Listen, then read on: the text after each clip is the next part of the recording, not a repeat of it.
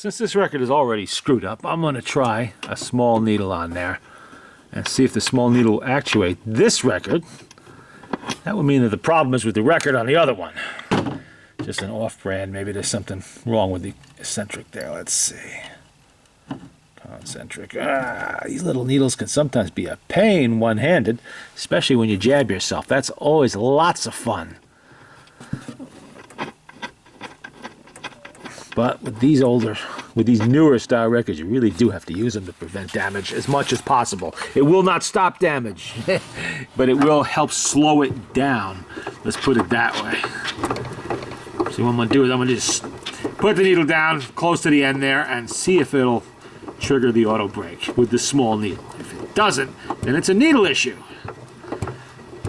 Or a record issue with the other record, maybe. I don't know. Let's see. Well, no, with this one it would be a needle issue. If it does work, then it's a record issue. Oh, did I just act? What did I just do? There we go. There we go.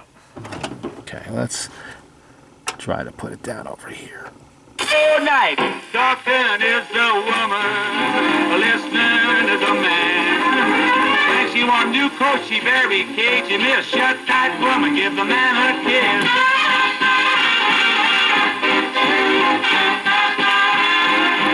Talking is a woman, and listening is a man.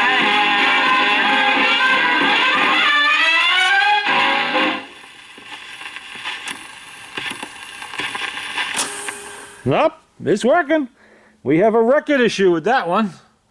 Okay, that's a relief. I really don't want to spend another 3 or 4 hours playing around with this auto brake on here. I mean, it wasn't broken. It wasn't bent. Things were just stuck. And I had to figure out how it works because they're all different. Every company came up with their own design. And the best of them was the one Columbia had later on that HMV purloined when it absorbed, well, when it became, when EMI absorbed them both, I guess. And they had access to the Columbia patents. Well, there we go. There'll be more playing with this one because I have to go over that reproducer and make sure everything's good inside. Whoops. I haven't gone through it yet. Not a lot happens to Swiss reproducers. These use a paper gasket, which really nothing, it's like almost like a tar paper gasket, I want to say. It looks like it has tar infused into it. Nothing really seems to eat them. They're very thin. Nothing can really get to them. They don't go bad. What happens sometimes is you have to watch out for corrosion in the diaphragm. That can happen, especially if the machine was ever stored in a damp location, or some child stuck a needle into the little holes there to see what would happen and went through the diaphragm. I've seen that. I don't know if a child did it, but someone did. And then we'll come back and play it again, with some other records. Let's see what I got. But there we go this morning. As just want to get a progress update and the new information. It's a nice machine, very well made. It does have a good sound. And these, of course, would have been competition for the HMV 99, which was the same style with the lid opening that way. Although this layout, this configuration, horn here and opening long ways, like that, that would be carried over like RCA machines. Were like that. A lot of the Silvertones. So there really is no difference in which if it opens this way or it opens that way. They're still both using the horn, the lid as a reflector for the sound.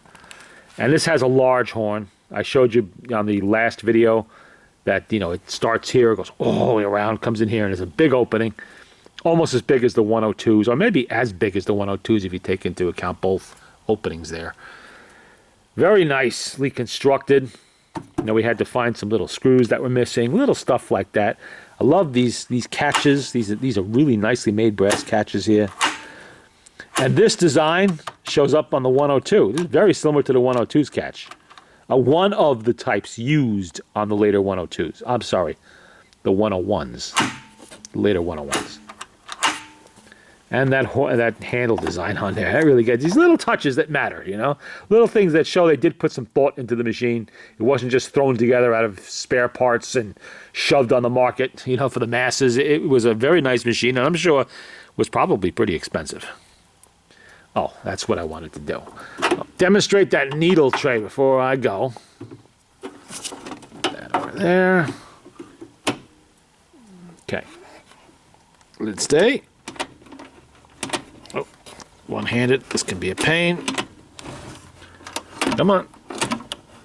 What am I doing? Oh, there we go. There we go. Pushed it the wrong way. I thought it was a 102. Hey, see that? Look how neat that is. Now that's a nice touch.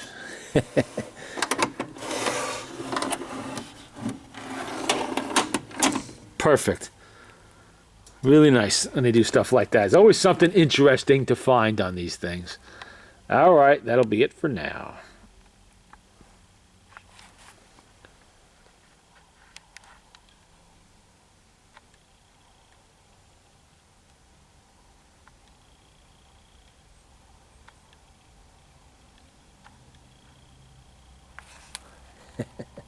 Buster sleeps through anything.